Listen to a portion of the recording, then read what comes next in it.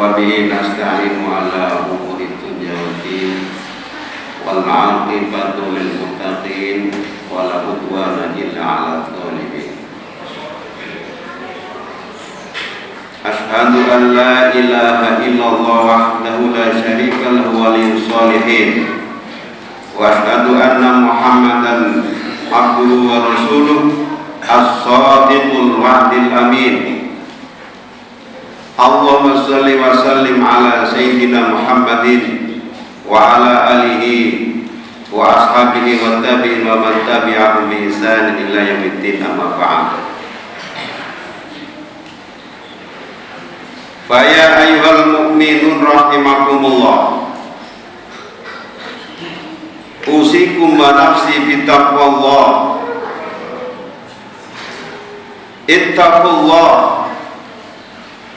Ittaqullah waf'alul khairat wajtanibu 'anis sayyi'at. Wa qala ta'ala fi kitabil karim, fastaqim kama umirta wa man taba ma'aka wa la tadghaw innahu bima ta'maluna basir. Jamaah salat Jumat yang dimuliakan dening Allah Subhanahu wa taala. Takwa itu adalah sebaik-baik bekal untuk kebahagiaan kita semua ketika kita kembali, yaitu menghadap Allah Subhanahu wa taala di kampung akhirat. Oleh karena itu di setiap mimbar Jumat, khotib selalu berpesan, terutama pada pribadi khotib sendiri dan jamaah sekalian.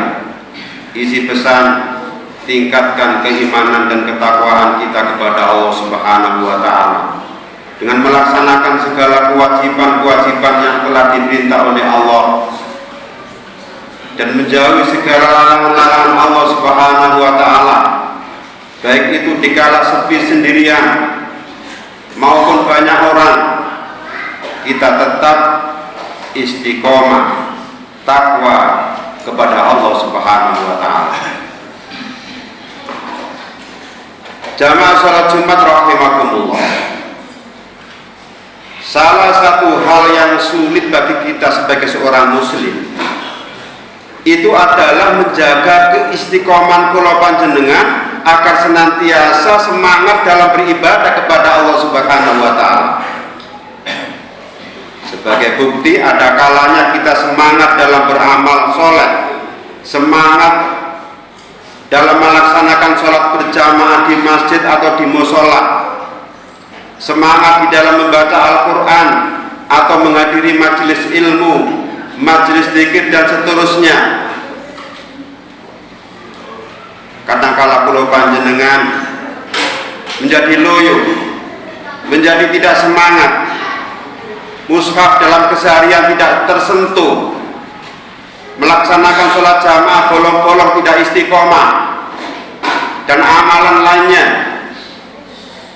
Itu semuanya adalah dikarenakan iman seseorang bisa tipis dan bisa tebal.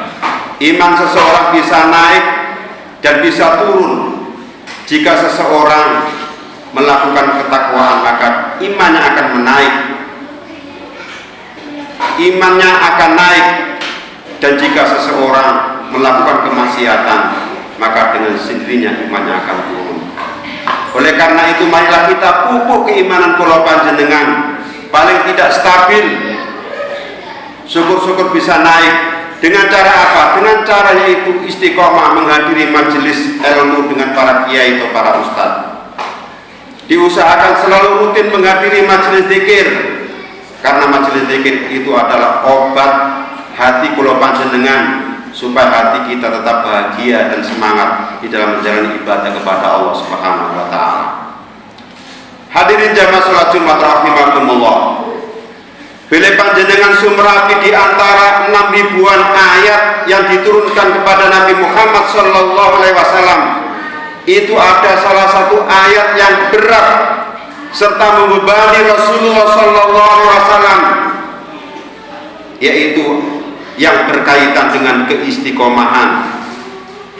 terdapat di dalam surat Hud ayat 112 sebagaimana yang saya bacakan itu, fastaqim kama umirta wa man taba ma'aka wa la tadghaw innahu bima ta'maluna basir. Fastaqim, maka tetaplah engkau Muhammad di jalan yang benar, kama umirta, sebagaimana telah diperintahkan kepadamu, wa man taba, dan juga orang yang berbuat atau orang yang bertobat, ma'aka bersamamu, wala tadghaw innahu bima ta'maluna basir, dan janganlah kamu melampaui batas, sungguh Allah Subhanahu wa ta'ala Maha melihat apa yang kamu kerjakan. Ibnu Abbas radhiyallahu an juga menghentikan, "Manazzala ala Rasulullah sallallahu alaihi wasallam ayatun hiya asyadun wala asqa min hadhil ayat." Tidak ada ayat yang lebih memberatkan serta membebani Rasulullah sallallahu alaihi wasallam ketika diturunkan melainkan ayat ini. Ayat ini, oleh karena itu beliau bersabda, "Qala ashabi haina qalu lahu laqad asra ilaika syai'." Ketika para sahabatnya berkata kepada beliau, "Sungguh cepat sekali engkau berubah." Faqala sayyibatni huwa wa akhwatuha. Kanjeng Nabi ngendikan, menjawab, surat Hud dan yang semisalnya lah yang telah membuatku berubah. Begitu beratnya istiqomah.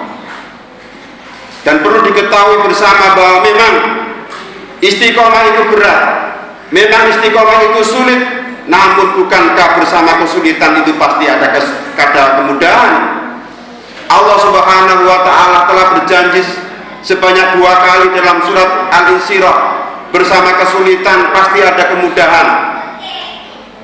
Maka pada kesempatan kali ini khotib akan mengulas, akan membahas bagaimana cara kita atau tips agar kita mudah istiqomah di jalan Allah Subhanahu wa ta'ala. Hadirin jamaah salat Jumat rahimakumullah.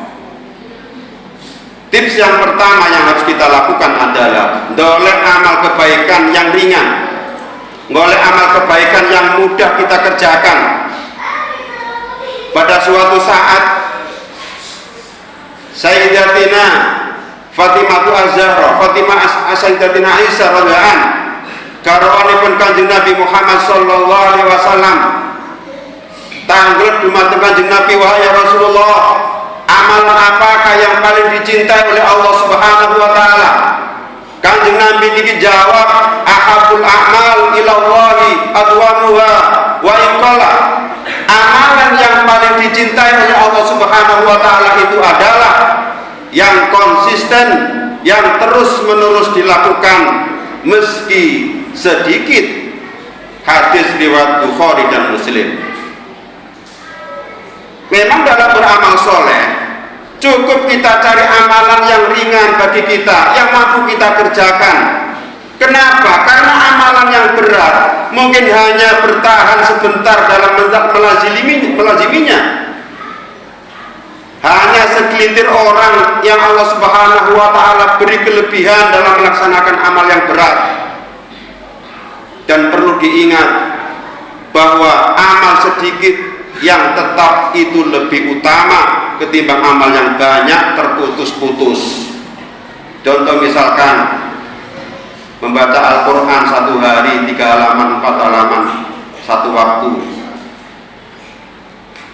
itu lebih utama daripada 1 hari 3 juz atau 2 juz selama sepekan Al-Quran tidak tersentuh. Itu lebih utama 3 halaman 4 halaman tapi setiap waktu kita baca. Contoh lagi misalkan idealnya sholat malam itu adalah 11 rakaat. Akan tetapi kalau kita tidak mampu 2 rakaat ditutup dengan 1 kali salam tapi kita kerjakan tiap malam, itu lebih baik daripada 11 rakaat tapi tidak istiqomah, tidak konsisten. Begitu amal seterusnya, baik infak dan seterusnya. Hadirin jamaah salat Jumat rahimakumullah. Yang kedua yang harus kita lakukan adalah jangan lupa meminta pertolongan kepada Allah Subhanahu wa ta'ala. Jalurlah Gusti Allah, Pernahkah kita meminta pertolongan kepada Allah Subhanahu wa Ta'ala dalam setiap ibadah yang kita lakukan? Pernahkah kita berdoa, ya Allah, mudahkanlah hamba dalam menjalankan sholat berjamaah ke masjid atau musola. Ya Allah, lancarkanlah hamba dalam membaca Al-Quran setiap waktu, setiap saat. Ya Allah, ringankanlah hamba dalam mengeluarkan harta hamba untuk berinfak. Pernahkah kita berdoa seperti itu kepada Allah Subhanahu wa Ta'ala?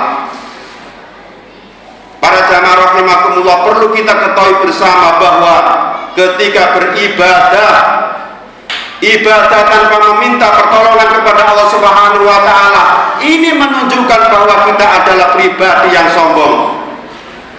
Mengapa demikian?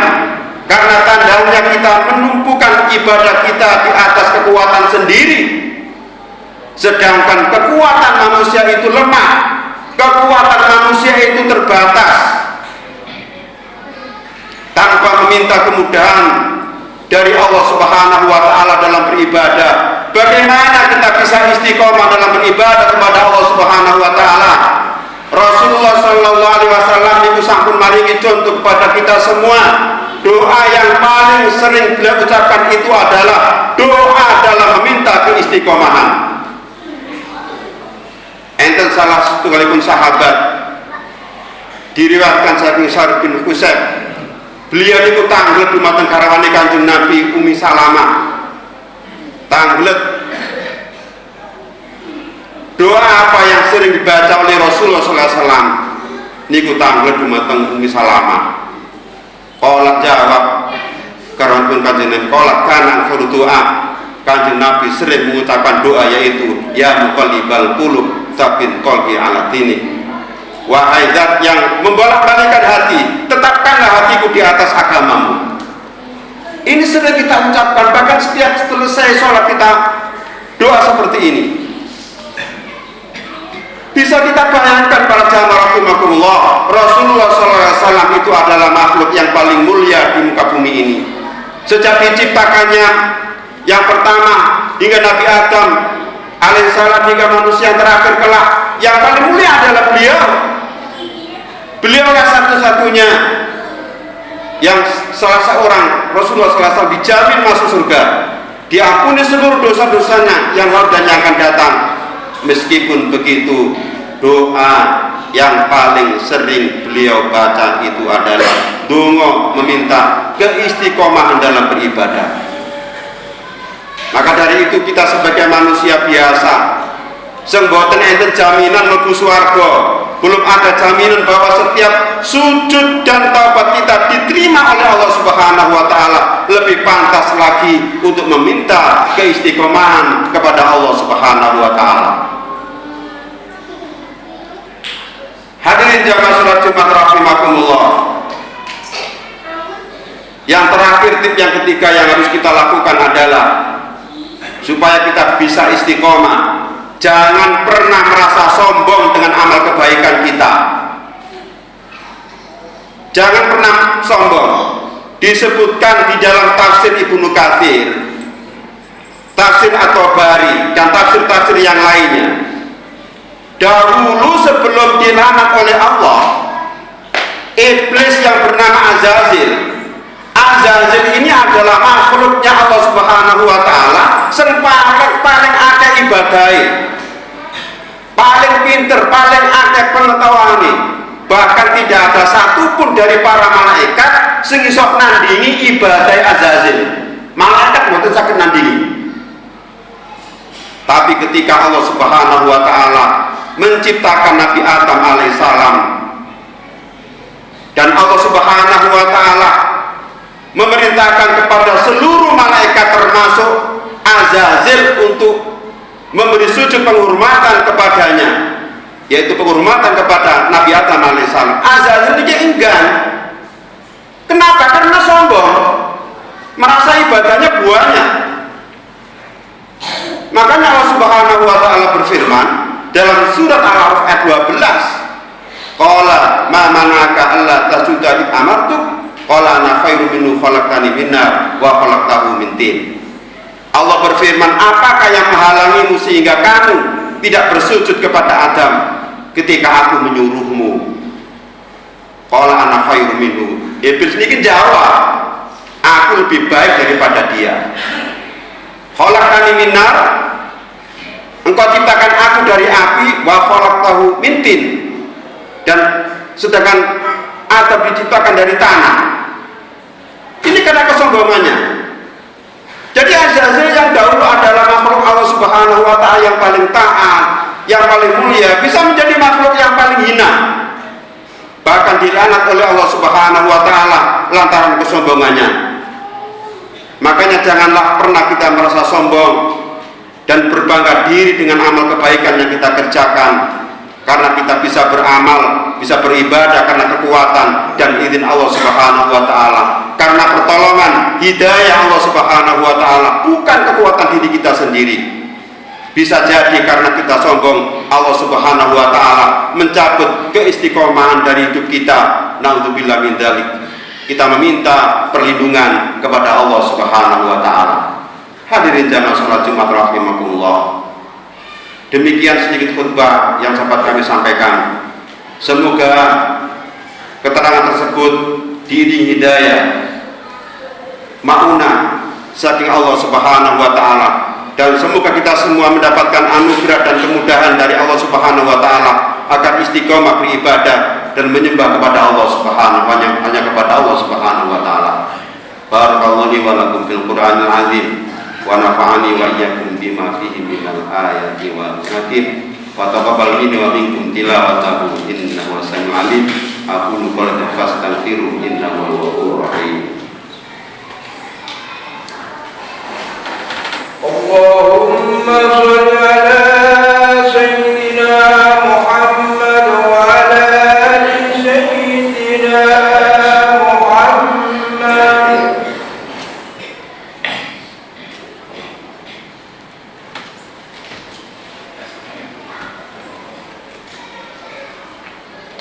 Alhamdulillahi rabbil alamin. Hamdan yafi ni'ama yukafi mazidah. Rabbana walakal hamdu hamdan katsiran thayyiban mubarakan fi. Asyhadu an la ilaha illallah wahdahu la syarika lahu al-malikul haqqul mubin. Wa asyhadu anna Muhammadan abduhu wa rasuluhu mab'utsu rahmatan lil alamin. Allahumma shalli ala sayyidina wa habibina wa syafiina maulana sayyidina Muhammad bin Abdillah sallallahu alaihi wasallam wa ala alihi wa sahbihi ajmain amma ba'd. Wa ya ibadallah, ittaqullah wa kunu ibadul ikhwana. Wa qala ta'ala fi kitabil karim, innallaha wa malaikatahu yusholluna 'alan nabi ya ayyuhalladzina amanu shallu 'alaihi wa sallimu taslima. Ajib lama da'akum ilahi wa sallallahu alaihi. Allahumma shalli ala sayyidina Muhammadin wa ala alihi wa sahbihi wa sayyidina Abu Bakar as-Siddiq wa sayyidina Umar wa sayyidina Ali wa tabi'in wa ta'ala bi rahmatika ya arhamar rahimin. Alhamdulillahi rabbil alamin. Allahumma inna nas'aluka imanan kamilan wa yaqinan shadiqan wa amalan shalihan wa taubatan nasuha wa lisanan dzakira. Allahumma ighfir lil muslimina wal muslimat wal mu'minina wal mu'minat al ahya'i minhum wal amwat innaka sami'un qaribun mujibud da'awat wa ya qadhiyal hajat wa ghafirud dzunubil khati'at bi rahmatika ya arhamar rahimin. Allahumma ya muqallibal qulub tsabbit qalbi ala dinik. Allahumma inna ala dzikrika wa syukrika husni ibadatik. Allahumma lakal hamdu wa ilaikal mustaka wa antal musta'an wa la haula wa la quwwata illa billahil aliyyil azim. Rabbana ighfir lana wa li ikhwanina alladziina sabaquna bil iman wa la taj'al fi qulubina ghillan ladzina amanu rabbana innaka ghafurur rahim. Rabbana atina fid dunya hasanah wa fil akhirati hasanah wa qina adzabannar. Walhamdulillahi rabbil alamin. Ibadallah, innallaha ya'muru bil 'adli wal ihsan wa ita'i dzil qurba wa yanha 'anil munkar ya'idzukum la'allakum tadhakkarun. Dzikrullahi akbar.